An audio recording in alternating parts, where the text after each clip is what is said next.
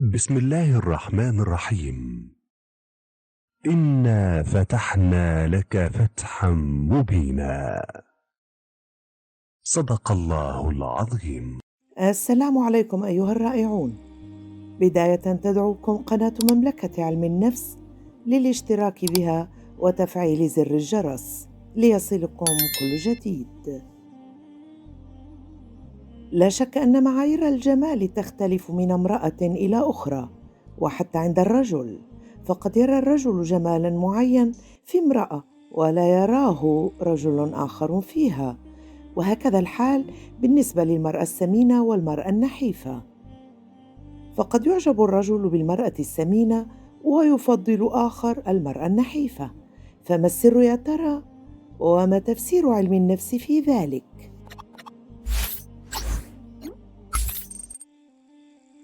للإجابة على ذلك السؤال قام بعض خبراء علم النفس بالالتقاء ببعض الرجال وتم طرح السؤال عليهم، وكانت خلاصة آرائهم إلى أن الرجل قد يفضل المرأة السمينة في بعض الحالات، وخصوصاً تلك التي تكون فيها المرأة ممتلئة بقدر معتدل، لأن الرجل يعجبه القوام الممتلئ على المرأة النحيفة لأسباب عديدة، منها ملابس المرأة السمينة أو الممتلئة لائقة ومثيرة.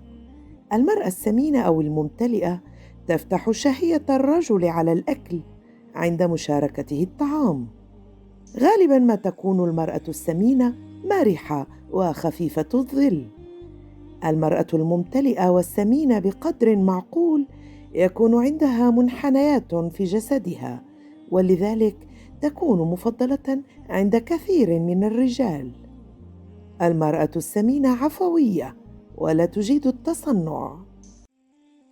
وبعض الرجال أفادوا بأن النحيفة أفضل، وذلك للأسباب التالية: الرشاقة، يمكن حملها بسهولة، اللياقة البدنية العالية، الصحة العامة. في الحقيقة أن الدراسات التي طرحت عن كل من المرأة السمينة والنحيفة تحدثت عن مزايا كل منهما، وعلى الرغم من ذلك يبقى الأمر كله بيد الرجل، إذ أنه هناك عوامل أخرى عديدة تدخل في قرار الرجل، مثل ميله وانجذابه للمرأة وانسجامه معها ودرجة تقبله لها، وأيضاً الجمال والمواصفات الجمالية التي يبحث عنها، والصفات المعنوية التي يجب أن تكون في شريكة حياته، وكذلك اعتقاداته المستقرة بداخله عن كل من المرأة السمينة والمرأة النحيفة.